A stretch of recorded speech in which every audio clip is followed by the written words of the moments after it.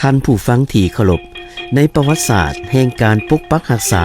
และสร้างสรรค์พัฒนาประเทศชาตินั้นการมีผู้นำที่มีความรู้ความสามารถมีไหวพริบเฉลียวฉลาดตีลบทบได้มีความอดทนผ่านพาความยุ่งยากมีจิตใจอุทิศตนให้แก่ประเทศชาติและประชาชนบรรดาเผ่าแม่นปัจจัยสำคัญหนึ่งที่ตัดสินไสยชนะและความมั่นคงของชาติสามารถนำพาประเทศชาติให้ก้าวเดินข้างหน้าได้อย่างสง่าผ่าเผยในนั้นสหายไสยสมพรพรหมวิหารเป็นหนึ่งในผู้นำที่ได้ผ่านการสุบลอในท่ามกลางเปลวไฟสงครามที่ดุเดือดเขียวขาดอุทิศตนหับไส้ชาติมาเป็นเวลายาวนาน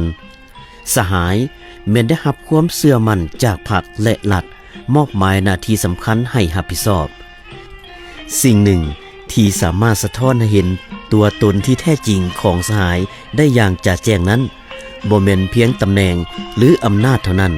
หากแม่นความสัตย์ซื่อบริสุทธิ์ต่อหน้าที่ความรับผิดชอบและจิตใจมุ่งมั่นในการรับใช้ประเทศชาติรับใช้ประชาชนบรรดาเผ่าอย่างแท้จริงสหายไสยสมพรพรหมวิหารเกิดเมื่อวันที่12ธันวาคม1956ที่บ้านนาแมวเมืองเวียงไซแขวงหัวพันในครอบครัวพนักงานปฏิวัติ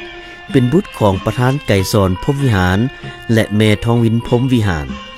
เว้าสำหรับเมืองเวียงไซแล้วบ่เพียงแต่เป็นบ้านเกิดเมืองนอนบอนฟังสายแห่แพร่สายบือของเพิ่นเท่านั้นหากยังเป็นฐานที่มั่นของการปฏิวัติเป็นดินแดนที่ผูกพันกับประวัติศาสตร์แห่งการต่อสู้ปลดปล่อยชาติย้อนแนวนั้นเพิ่นจึงเติบใหญ่ขึ้นท่ามกลางเปลวไฟสงครามแห่งการต่อสู้ความเสียสละและอุดมการรับใช้ชาติอันสูงส่งนับแต่อายุได้6ปีสหายได้จากครอบครัวไปศึกษาเรียนอยู่ต่างประเทศปี1962 1970ได้เรียนยุงเรียนบักหยางสาธารณรัฐสังคมนิยมเวียดนามและโรงเรียนหนานหนิงแขวงกวางซีสาธารณรัฐประชาชนจีนปี1970 1973ศึกษาโรงเรียนอุดมศึกษาจิวฮาบักสาธารณรัฐสังคมนิยมเวียดนามปี1974 1976เรียนอยู่โรงเรียนการทหารที่เมืองเวียงไซแขวงหัวพันภายหลังประเทศชาติได้รับการปลดปล่อยและสถาปนาสาธารณรัฐประชาธิปไตยประชาชนลาวแล้วสหายได้สืบต่อสร้างพื้นฐานความรู้ทางด้านวิชาการปี1977 1983ได้ศึกษาอยู่มหาวิทยาลัยแห่งรัฐมอสโกสหภาพโซเวียตปี1983 1984ได้เป็นอาจารย์สอนอยู่สถาบันการเมืองและการปกครองแห่งชาติและยา1984 1987สหายได้สืบต่อค้นคว้าและป้องกันสำเร็จปริญญาเอกด้านเศรษฐศาสตร์การเมืองที่สภาบัณฑิตวิทยาศาสตร์สังคมแห่งรัฐที่มอสโกสหภาพโซเวียตผ่านการศึกษาจากหลายสภาพแวดล้อมนับแต่เวียดนามจีนจนถึงอดีตสภาพโซเวียตประกอบกับพื้นฐานชีวิตที่เติบใหญ่อยู่ในครอบครัวปฏิวัติได้กลายเป็นพื้นฐานสำคัญ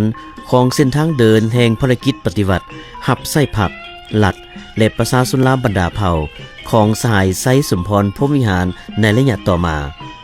ปี1987 1995เป็นจุดเริ่มต้นระยะใหม่ในชีวิตการเมืองและการบริหารของสหายไสยสมพรพรหมวิหารสหายได้ลงเฮ็ดเวียกอยู่แขวงสวรรณเขตและค่อยๆฝึกฝนหล่อหลอมพัฒนาตนเองผ่านพฤติกรรมตัวจริงจากพนักงานวิชาการในเบื้องต้นได้บุกบืนสู่ชนพัฒนาตนเองจนกลายเป็นการนำสูงสุดของแขวงสวรรณเขตและได้รับเลือกตั้งเป็นกรรมการศูนย์กลางพรรคสมัยที่5ผ่านเส้นทางการเฮ็ดเวียกอยู่ขั้นแขวงจึงเป็นอีกพื้นฐานหนึ่งสำคัญที่ให้สหายมีประสบการณ์โดยกงด้านบริหารเศรษฐกิจการค้าเวียกงานพรรคพนักงานและการปกครองปี1995 1997สหายไสยสมพรพรหมวิหารได้รับเลือกตั้งเป็นกรรมการศูนย์กลางพรรคสมัยที่6และดำรงตำแหน่งรัฐมนตรีว่าการกระทรวงการเงินปี1998 ปี2001เป็นสมาชิกสภาแห่งชาติสุดที่4เป็นรัฐมนตรีและหัวหน้าห้องว่าการสำนักงานนายกรัฐมนตรีจากนั้นภารกิจของสหาย ได้เคลื่อนย้ายมาสู่เวียกงานนิติบัญญัติและการต่างประเทศปี 2001 หา 2006 เป็นกรรมการศูนย์กลางพรรคสมัยที่ 7 สมาชิกสภาแห่งชาติสุดที่ 5 ประธานกรรมาธิการต่างประเทศและห้องประธานรัฐสภาสากลแห่งสาธารณรัฐประชาธิปไตยประชาชนลาวและยะ 2006 หา 2010 เป็นกรรมการศูนย์กลางพรรคสมัยที่ 8 เลขาคณะพรรคสภาแห่งชาติคณะประจำและห้องประธานสภาแห่งชาติสุดที่ 6 พร้อมทั้งเป็นประธานกรรมาธิการต่างประเทศปี 2011 หา 2015 สหายสืบต่อเป็นกรรมการศูนย์กลางพรรคสมัยที่ 9 เลขาคณะพรรคคณะประจำและห้องประธานสภาแห่งชาติสุดที่ 7 ต้นปี 2016 สหายไซสมพรพรหมวิหารได้รับเลือกเป็นกรรมการศูนย์กลางพรรคสมัยที่ 10 และกรรมการกรมการเมืองศูนย์กลางพรรคพร้อมกันนั้นยังสืบต่อบทบาทในสภาแห่งชาตินับแต่เดือนมิถุนายน 2016 หา 2020 ได้ดำรงตำแหน่งประธานศูนย์กลางและล้อสร้างชาติในขณะที่ยังเป็นกรรมการกรมการเมืองศูนย์กลางพรรคและสมาชิกสภาแห่งชาติบทบาทนี้เป็นอีกโครงเขตหนึ่งของเวียกงานการเมืองมหาชนและเวียกงานต้องร่วมความสามัคคีต้นปี 2021 สหายได้รับเลือกเป็นกรรมการศูนย์กลางพรรคสมัยที่ 11 และกรรมการกรมการเมืองศูนย์กลางพรรคนับแต่เดือนมีนา 2021 หาเดือนธันวาคม 2025 สหายได้ดำรงตำแหน่งประธานสภาแห่งชาติสุดที่ 9 เดือนมกราคม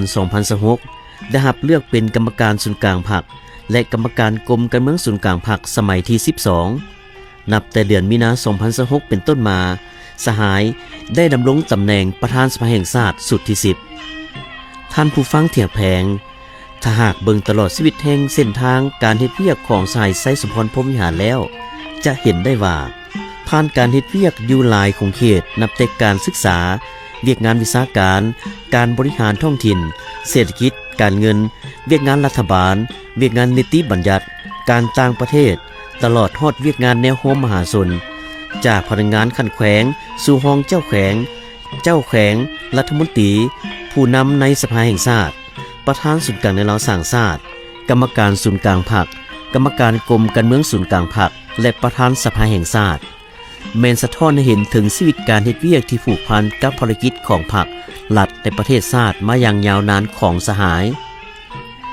ไซสมพรพรหมวิหารเวลาใดเพิ่นก็มีความนักแน่นทางด้านการเมืองมีสติต่อการจัดตั้งมีความรับผิดชอบสูงต่อหน้าที่ที่ได้รับมอบหมายเริ่มจากพนักงานธรรมดากลายเป็นผู้นำพาชี้นำระดับสูงและนำพาขบวนการต่างๆของพรรคของชาติประกอบส่วนค้นคว้าและกำหนดทิศทางหน้าที่ยุทธศาสตร์ในการปกปักรักษาและสร้างสรรค์พัฒนาประเทศชาติรวมทั้งแนวทางเปลี่ยนแปลงใหม่อย่างถูกต้องสอดคล้องทั้งได้สืบต่อนำพาการจัดตั้งปฏิบัติได้ผลสำเร็จจากการเคลื่อนไหวก็คือการอุทิศตนเพื่อชาติเพื่อประชาชนบนเส้นทางอันยาวนานดังกล่าวพวกเขาจึงตีราคาได้ว่าสหายไซสมพรพรหมวิหารแม่นผู้หนึ่งในบรรดาผู้นำของพรรคที่มีความปีศาจสามารถองอาจกล้าแกนมีความสุขุมรอบคอบและนักแน่นในทุกสถานการณ์เพิ่นทั้งแม่นนักยุทธศาสตร์ที่เบิ่งกว้างเห็นไกลของแคล่วสะดุ้งไวและมีหัวคิดประดิษฐ์สร้างสูงในการหมุนใส่แนวทางการเมืองของพรรคเข้ากับเงื่อนไขและจุดพิเศษของแต่ละของเขตเวียกงานและแต่ละท้องถิ่นในแต่ละระยะของประเทศเฮาสหายไซสมพรพรหมวิหารเป็นผู้นำที่มีแบบแผนการนำพาชี้นำแท้ถึงตัวจริงทั้งกำแน่นทฤษฎีแนวทางนโยบายทั้งกำแน่นบทเรียนตัวจริงและพฤติกรรมบ่คัมภีร์ตายตัวบ่พึงพอใจหยุดจึ้งอยู่กับผลงานอันเก่าเวลาใดเพิ่นก็มีอารมณ์จิตมุ่งมั่นแสวงหาความก้าวหน้าและผลสำเร็จใหม่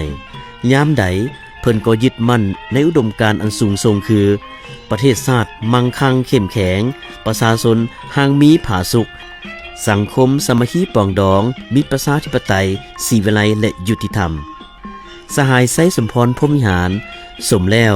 ที่ได้รับความเคารพรักความเสื่อมั่นและความนับถือจากทั่วพรรครัฐและทั่วปวงชนลาวบรรดาเผ่าก็คือเพื่อนมิตรสากลทั่วพรรคทั่วรัฐทั่วกำลังประกอบอาวุธพนักงานสมาชิกพรรคและทั่วปวงชนลาวทั้งชาติจงหันเอาความโศกเศร้าสลดใจและความอาลัยหักอย่างสุดซึ้งต่อสหายไซสมพรพรหมวิหาร ให้กลายเป็นกำลังแหงสามัคคีกันเป็นปึกแผ่นแน่นหนาอ้อมข้างคณะบริหารงานศูนย์กลางพรรคเสริมขยายมูลเสื้ออันสง่าองค์อาจกล้าหาญของชาติและของพรรคเด็ดเดี่ยว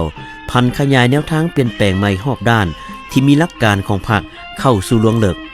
สืบต่อบูรณะระบอบประชาธิปไตยประชาชนก้าวขึ้นสู่สังคมนิยม